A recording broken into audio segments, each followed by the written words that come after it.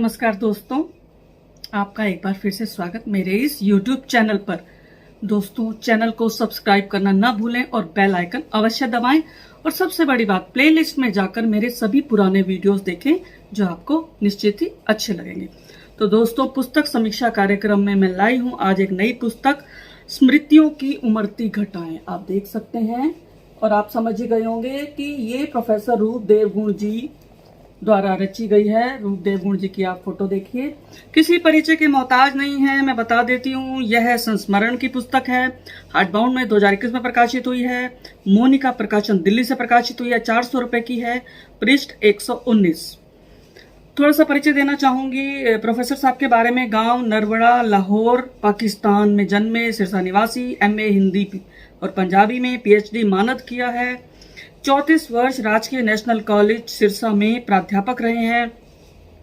14 काव्य, 7 लघु कथा, 2 गजल, 6 कहानी संग्रह, 1 लघु कथा और उसके 1 लघु कथा संग्रह है निबंध और 6 लघु कविता, 1 पंजाबी कहानी और 18 संकलन। बहुत सारा इन्होंने काम किया है। इनके व्यक्तित्व कृतित्व पर 16 PhD हो चुकी हैं। 16 पुस्तकें आ चुकी हैं और PhD तो बहुत लोगों बच्चों ने कर लिया है, विद्यार्थियों ने। 16 पुस्तकें आ चुकी हैं। हरियाणा साहित्य अकादमी द्वारा विशेष साहित्य सेवी और बाबू बाल मुकुंद गुप्त सम्मान इन्हें मिल चुका है। हरियाणा प्रादेशिक लघु कथा मंच के संस्थापक अध्यक्ष हैं ये। तो ये था इनका परिचय और अब मैं थोड़ा सा बताना चाहूंगी इस पुस्तक के बारे में। उससे पहले समर्पण देखिएगा। ये पुस्तक इन्होंने समर्पित की सर्वश्री विजय मल्होत्रा, रमेश शास्त्री, गंगाधर वर्मा, लखविंदर सिंह बाजवा, लाजपुष्प, दिलबाग सिंह विर्क, सुभाष सलूजा, प्रवीण पारिक, अंशु बेगराज, कलवंसिया, राकेश कुमार जैन बंधु और बलवीर सिंह वर्मा वागीश को सस्नेह समर्पित किया इन्होंने। और उसके बाद देखें कि इन्होंने आत्मकथा में क्या लिखा है। इन्होंने लिखा है कि यह पाठकों को समर्पित करते हुए उन्हें असीम आनंद की अनुभूति हो रही है। आगे इन्होंने लिखा है कि इन्होंने इस पुस्तक को 3 भागों में बांटा है। मेरा बचपन और दूसरा 41 वर्ष कॉलेज में और यात्रा संस्मरण। ये सब इन्होंने आत्मकथ्य में लिखा है। और दोस्तों, मैं थोड़ा सा इसके बारे में समीक्षा करती हूँ। मैं बताती हूँ कि इसमें क्या है। इसमें कुल 112 शीर्षक हैं, 3 भाग हैं। मेरा बचपन में 55 शीर्षकों के अंतर्गत इन्होंने अपनी बात कही है और 41 वर्ष कॉलेज में 44 हैं इसमें शीर्षक। यात्रा संस्मरण 13। देखिए, कहा जाता है कि मां के पैरों में जन्नत है और जिसने 4 वर्ष की नन्ही अवस्था में अपनी मां को खो दिया हो तो उस बालक का क्या कहना है दोस्तों। क्या कहेंगे कैसे उसने अपना जीवन जिया, कैसे संघर्ष झेले। ये हैं रूपदेव गुण जी। इन्होंने अपनी मां को खो दिया जब वे मात्र 4 वर्ष के थे और उसके बाद पिता ने बच्चों की परवरिश स्वयं की और दूसरी शादी नहीं की। उस पिता के त्याग का भी क्या कहना। और जो बालक छोटी अवस्था में खाना बनाने जैसी जिम्मेदारी उठा ले, जी रूपदेव गुण जी बचपन में खाना बनाते थे क्योंकि उनकी मां नहीं थी। ऐसे बच्चे के बचपन को आप क्या कहेंगे। मैं रूपदेव गुण जी के समक्ष नतमस्तक हूं। इनकी बौद्धिकता, लेखन, सहजता, सरलता, धैर्य, गांभीर्य को मैं वंदन करती हूँ। इनका एक पुत्र है जो श्रवण कुमार सरीखा है, अमित कुमार। ऐसे पुत्र को भी मैं वंदन करती हूँ क्योंकि वे श्रवण कुमार हैं। मैं ईश्वर का धन्यवाद करती हूँ कि रूपदेव गुण जी जैसा पुत्र और पिता सबको दे और अमित जैसा पुत्र भी सबको दे भगवान।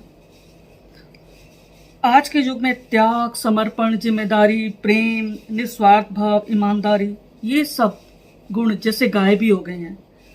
युवा पीढ़ी को पढ़नी चाहिए ये पुस्तक, ताकि इससे पता चलता है कि इनके शानदार व्यक्तित्व का बचपन, जवानी और अब अनुभवी जवानी कैसे बीती। समंदर सी शांत जिंदगी नहीं थी इनकी और ऐसा भी नहीं कि इन्हें संघर्ष नहीं करना पड़ा, लेकिन इन्होंने मुसीबतें भी झेली, आंसू भी बहाए, पर किसी को दुख नहीं दिया। अपने पारिवारिक दायित्व निभाए और आज भी अपना विद्यालय संभालते हैं, परिवार संभालते हैं, कलम की धार भी पहनी रखते हैं। इस पुस्तक में पाकिस्तान से भारत आए शरणार्थी के रूप में क्या हाल हुआ इनका, ये इस पुस्तक में देखिए।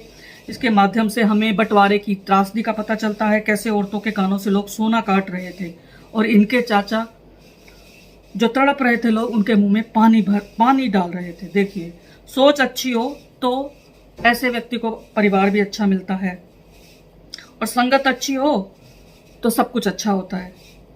ये छुटपन में खाना भी बनाते थे। उस समय हिंदुस्तान में हिंदू मुस्लिम एकता थी, ये सब इसमें है। इन्हें ड्राइंग पसंद नहीं थे, इन्हें विज्ञान में बिल्कुल रुचि नहीं थी, इन्हें एक्टिंग में रुचि थी। और कई फिल्मी हस्तियों से मिले, कई स्थानों की यात्रा की। बचपन में ये शरारती भी थे। मुझे बहुत अच्छा लगा, इनकी कुछ बातें पढ़कर अच्छा लगा। उस समय की सांस्कृतिक, सामाजिक, आर्थिक, पारिवारिक परिस्थितियां क्या थी हमारे देश में, ये पता चलता है। और आज भी ये व्यस्त रहते हैं साहित्य और स्कूल में। 2001 में रिटायर हुए हैं, लेकिन व्यस्त रहते हैं। अच्छा, इसके अंदर एक बड़ा अच्छा मुझे व्यक्तित्व, चरणजीत बस ड्राइवर, सच में मुझे बहुत अच्छा लगा। और वाकई में ही वही असली नायक था, क्योंकि उसने अपनी जिम्मेदारी निभाई। बस ड्राइवर था। पिकनिक में जब कुछ दुर्घटना हो जाती है, कुछ घटना घटती है, तो वो सभी विद्यार्थियों को उनके घर तक छोड़ के आया, बिल्कुल मुंह नहीं बनाया। तो ऐसे लोगों श्रद्धा के पात्र हैं।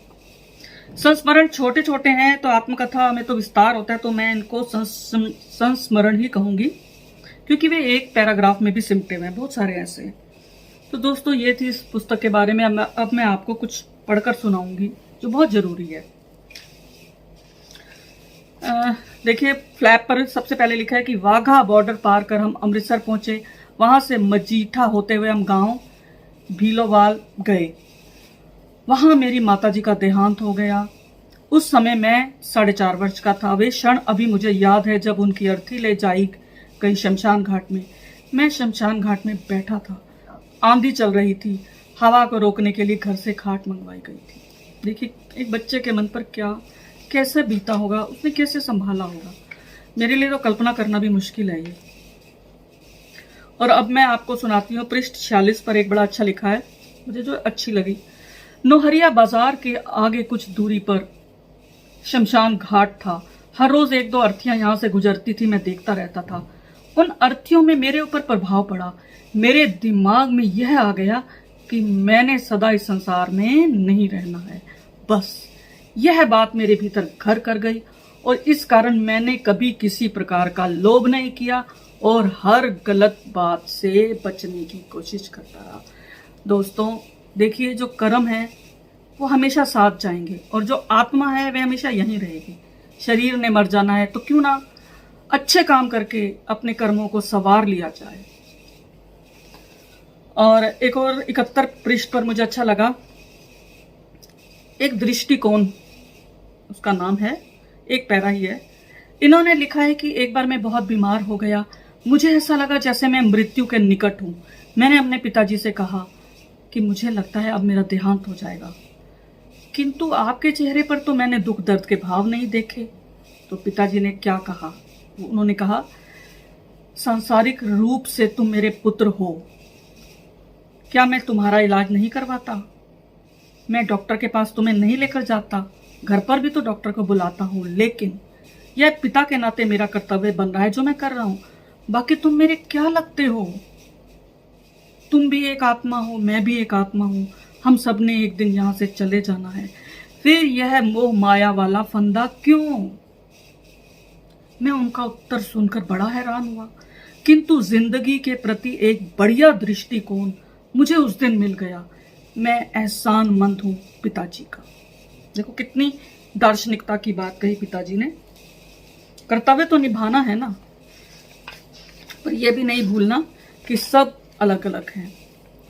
और एक और बड़ा अच्छा दृष्टिकोण है, इन्होंने लिखा है, आखिर में मैं पढ़ देती हूँ। इनका जीवन के प्रति क्या दृष्टिकोण है। इन्होंने 7 बातें कही हैं। देखिए, रूपदेव गुण जी क्या कहते हैं। पहला, किसी का बुरा ना मानना, ये कभी किसी का बुरा नहीं मानते। दूसरा, किसी से कुछ मांगते नहीं हैं। तीसरा, अगर कोई मुझसे किसी चीज की अपेक्षा रखता है तो मैं उसे अवश्य दूं, ऐसा करते। चौथा, कर्मठता। 5वां, अगर मान लो इन्होंने बहुत सारे प्रोग्राम कराए हैं, कोई सहयोग दे तो भी ठीक, नहीं तो ना दे तो भी ठीक, ये किसी काम को अधूरा नहीं छोड़ते। और छठा, कुछ नया करना, कुछ आगे बढ़ना है। यही इनका लक्ष्य है। और सातों और आखिर इन्होंने कहा मैं अहिंसावादी हूँ, मैं किसी को किसी प्रकार का दुख देना नहीं चाहता, मेरे विचारों से किसी को ठेस ना पहुंचे, मैं चाहता हूँ मतलब कोई दुखी ना हो, मैं सब धर्मों का आदर करता हूँ, जात पात में मेरा विश्वास नहीं है। तो दोस्तों ये थी इनकी कहानी, इनकी जुबानी। अगर आपने इनको जानना है तो ये अवश्य पढ़िए। एक शानदार व्यक्तित्व, बिल्कुल समंदर से गहरे हैं ये, जिसके भीतर जाने कितना खजाना गड़ा है, कितने मोती हीरे सब इनके अंदर समाये हैं।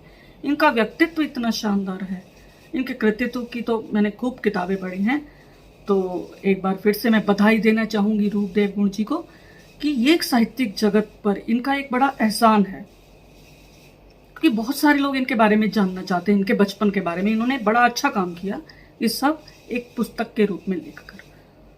तो धन्यवाद दोस्तों, फिर मिलेंगे अगली कड़ी के साथ। मैं आप फिर हाजिर होंगी, तब तक मुझे विदा दें। धन्यवाद।